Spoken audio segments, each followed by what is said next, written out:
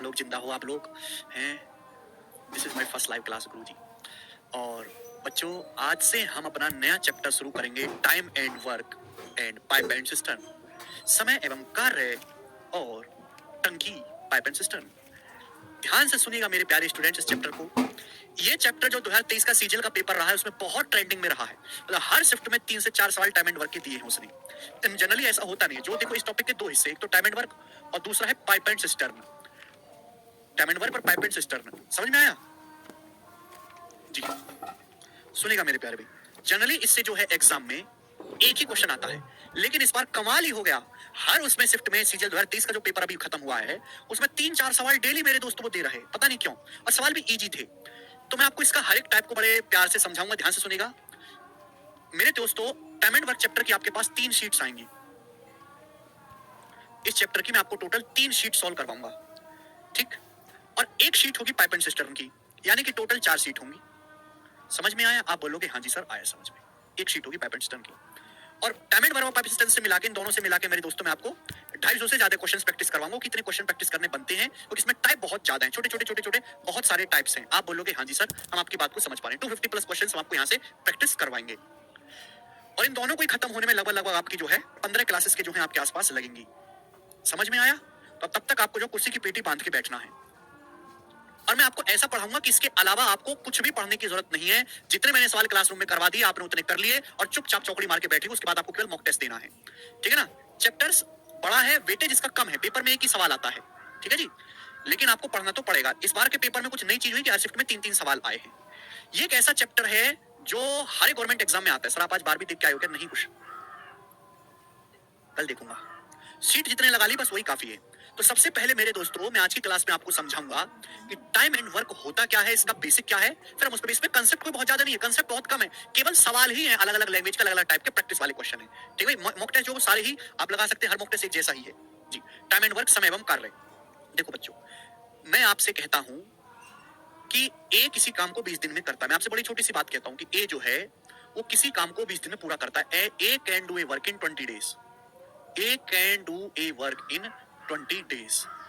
बच्चों मैं आपसे कहता हूं, ध्यान से सुनिएगा मेरे प्यारे स्टूडेंट, मेरी बात को बहुत लॉजिकली सुनिएगा। जो मैं आपको बेसिक पढ़ाऊंगा आधे घंटे की, पूरे चैप्टर में बस यही आधे घंटे की थ्योरी, और कोई थ्योरी इसमें नहीं है। हम आपसे कहते हैं कि कोई बंदा ए है, वो किसी काम को 20 दिन में पूरा करता है। 20 दिन वो लगातार काम करे तो काम पूरा हो जाएगा। तो मैं जानना चाहता हूं कि ए जो है वो एक दिन में कितना काम कर रहा है। आप बताओ, एक दिन में ए कितना काम कर रहा है? एक दिन में ए कितना काम पूरा कर रहा है?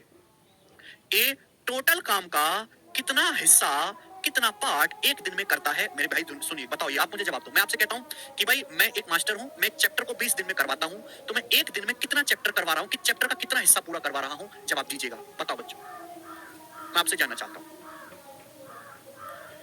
हम एक टीचर है, हम एक चैप्टर को 20 दिन में करवाते हैं, तो आप बताओ हम एक दिन में उस चैप्टर का कितना हिस्सा करवा रहे हैं? बिल्कुल सही, सब बच्चों ने जवाब दिया सर 1/20। सर अगर टोटल काम एक है मेरे दोस्तों, एक कैन डू वर्क, अगर टोटल काम 1 यूनिट है, टोटल काम अगर 1 यूनिट है, और आप पूरा 1 यूनिट काम मेरे दोस्तों, आप एक काम 20 दिन में कर रहे हो, तो एक दिन में कितना काम कर रहे हैं मेरे दोस्तों? 1/20। आप एक दिन में टोटल काम का 1/20 हिस्सा करते हैं, और परसेंटेज में कितना कहेंगे मेरे दोस्तों? इसको 5%। अगर आप 1/20 की परसेंटेज में वैल्यू क्या होती है बच्चों? 5%। समझ में आया? देखो बच्चों, अगर मैं इसको कहूंगा यूनिट में कहूंगा तो एक काम है, परसेंटेज में कहूंगा तो 100%। हर चीज अपने आप में 100% है, ठीक है ना? जैसे मुझे काम करना है, मेरे पास एक टास्क है, टास्क 100% है, और मैं इस 100% काम को कितने दिन में करता हूँ? 20 दिन में करता हूँ। तो मैं एक दिन में कितना काम करूंगा भाई? 1/20 यानी कि 5%। तो बच्चों हम इसी को बोलते हैं एफिशिएंसी या कार्य क्षमता। स्टूडेंट, हम इसी को बोलते हैं एफिशिएंसी या फिर कार्य क्षमता। एफिशिएंसी, या हिंदी में हम कहते हैं कार्य क्षमता। एफिशिएंसी, या फिर हिंदी में हम लोग इसको कहते हैं कार्य क्षमता। क्या मतलब है? ध्यान सुनिएगा, किसी आदमी के द्वारा एक दिन में किया गया काम ही उस आदमी की एफिशिएंसी या कार्य क्षमता कहलाता है। एफिशिएंसी का मतलब है किसी आदमी द्वारा एक दिन में किया गया काम ही उसकी एफिशिएंसी कहलाता है। ये आदमी पूरा काम 20 दिन में करता है, एक दिन में 1/20 काम करता है या 5% काम करता है, तो इस आदमी की जो एफिशिएंसी वो 1/20 या 5% है। तो एफिशिएंसी का मतलब होता है देसी भाषा में एक दिन, एक दिन, या फिर यूनिट टाइम। अगर दिन ना देके सपोज घंटे में दे रखा हो, अभी घंटे में दे रखा हो तो हम घंटे में लेंगे, मिनट में दे रखा हो मिनट में लेंगे, साल में दे रखा हो साल में लेंगे। एक दिन में किया गया काम ही किसी आदमी द्वारा उसकी एफिशिएंसी कहलाता है, उसकी कार्य क्षमता कहलाता है। सभी कोई बात समझ में आई? आप बोलोगे हाँ जी सर ये कंसेप्ट समझ में आ गया। किसी को कोई डाउट? बच्चा कह रहा धीरे धीरे पढ़ाऊं। आदर्श, और कितना धीरे पढ़ाऊं बेटा? और कितना धीरे पढ़ाऊं मैं? इससे धीरे तो पढ़ा ही नहीं सकते ना। तो सभी बच्चों को मतलब समझ में आया कि एफिशिएंसी क्या होता है, किसको हम कहते हैं? क्लियर है? तो मैंने आपको एग्जांपल समझाया कि माना कोई आदमी किसी काम को 20 दिन में पूरा करता है, तो एक दिन में कितना काम करता है बच्चों? एक दिन में उस आदमी द्वारा कितना काम किया गया? 1/20 या 5%। इसी को हम कहेंगे कि ये उस आदमी की एफिशिएंसी या कार्यक्षमता है। एफिशिएंसी का मतलब पर डे वर्क, एफिशिएंसी द्वारा मतलब per day work, per day work. किसी आदमी द्वारा एक दिन में किया गया काम है, उस आदमी की जो है एफिशिएंसी कहलाता है। बात समझ में आई? आप बोलोगे हाँ जी सर बिल्कुल सही, कोई प्रॉब्लम नहीं है। तो बहुत बेसिक सी बात है, मैंने आपको समझाया एफिशिएंसी क्या होता है। अगला कंसेप्ट, एफिशिएंसी, एफिशिएंसी और किसी काम को करने में जो समय लगा है उनका जो रेशियो होता है वो एक दूसरे का रिवर्स होता है। Efficiency is inversely proportional to time taken to do a work. किसी काम को करने में लगा समय और एफिशिएंसी का जो रेशियो होता है वो एक दूसरे का उल्टा होता है। एफिशिएंसी जो होती है वो टाइम का, समय का इनवर्सली प्रोपोर्शनल होती है, विद क्रमानुपाती होती है। आप बोलोगे सर बिल्कुल नहीं समझे, क्या कहा आपने, बेसिक से बताओ। तो मैं देसी भाषा से समझाता हूं। एक बात बताओ, कोई आदमी स्लो है, स्लो होने का मतलब उसकी एफिशिएंसी कम है। अगर कोई आदमी स्लो है इसका मतलब धीरे धीरे काम करता है, इसका मतलब उसकी एफिशिएंसी कम है।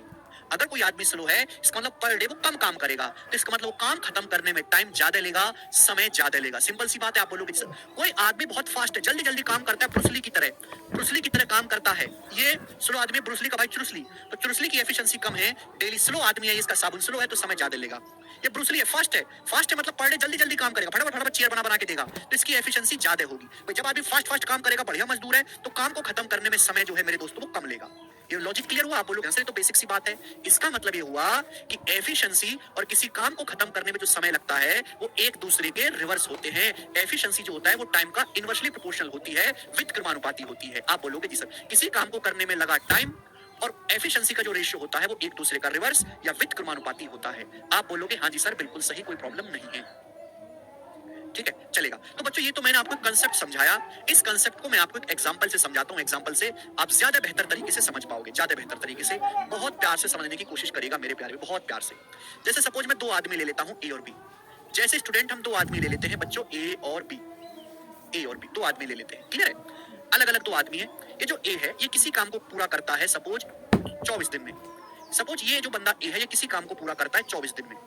24 दिन में। आप बोलोगे हाँ जी सर बिल्कुल सही, 24 दिन में, ठीक है। और मेरे प्यारे भाई ये जो बंदा बी है ये सेम उसी काम को, सेम उसी कार्य को पूरा करता है सपोज 30 दिन में। ये बी उसी काम को पूरा करता है बच्चों 30 दिन में। आप बोलोगे हाँ जी सर। स्टूडेंट हमारी एक बात भी सुनिएगा मेरे प्यारे भाई, अगला कंसेप्ट मैं आपके सामने लिख देता हूं, फिर मैं आपको एग्जांपल लूंगा।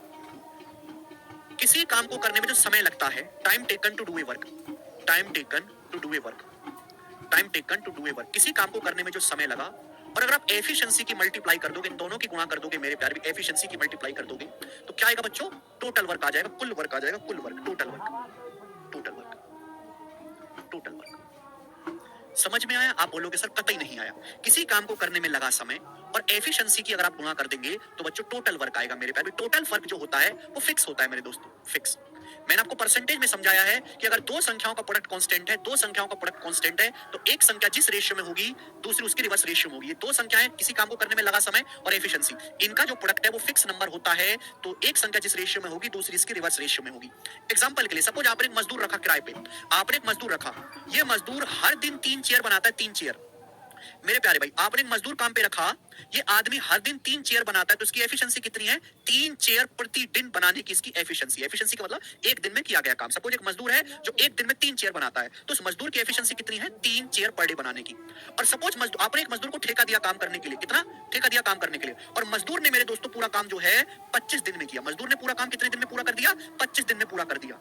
तो आप बताओ, मैं आपसे कहना चाहता हूं कि आपने मजदूर को कितनी चेयर बनाने का ठेका दिया था? बताइए बच्चों। एक मजदूर है जो एक दिन में 3 चेयर बनाता है, 3 कुर्सी बनाता है, तो उसकी एफिशिएंसी 3 कुर्सी एक दिन में बनाने की। मजदूर ने पूरा काम, जो टोटल काम है 25 दिन में पूरा किया, तो आपने मजदूर को कितनी कुर्सी बनाने का ठेका दिया था? तो आप कहोगे सर 25, इन दोनों की गुणा करेंगे 75 चेयर। जो आपने टोटल काम सौंपा था मजदूर को वो 75 कुर्सी बनाने का दिया था। तो आया कि नहीं आया? किसी काम को करने में लगा समय और एफिशिएंसी की गुणा कर दोगे तो टोटल वर्क आ जाएगा। समझ में आया? आप बोलोगे हाँ जी सर, ये सिंपल सा कांसेप्ट है।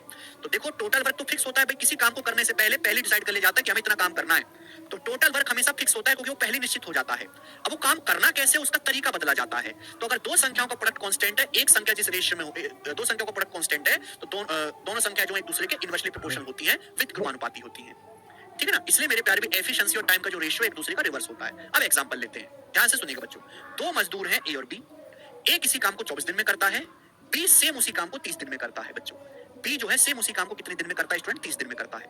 तो भाई काम ए किसी काम को 24 दिन में करता है, बी सेम उसी काम को 30 दिन में करता है मेरे प्यारे बच्चों। काम क्या है? अगर मैं काम को एक मानता हूं तो पहले आदमी की एफिशिएंसी क्या होगी? 1/24। दूसरे आदमी की एफिशिएंसी होगी 1/30। ये फ्रैक्शन में एफिशिएंसी आदमी के दिमाग में दर्द कर देती है, कैलकुलेशन बढ़ाती है, तो इसको बिल्कुल इग्नोर करो, ऐसे नहीं करना है आप लोगों को। भाई काम को हम अपनी मर्जी से कुछ भी मान लेते हैं, तो जो हमेशा टाइम दिया गया, आप टाइम का एलसीएम ले लीजिए। ए किसी काम को 24 दिन में करता है, बी सेम उसी काम को 30 दिन में करता है, तो 24 और 30 का एलसीएम कितना होता है बच्चों? 120 यूनिट।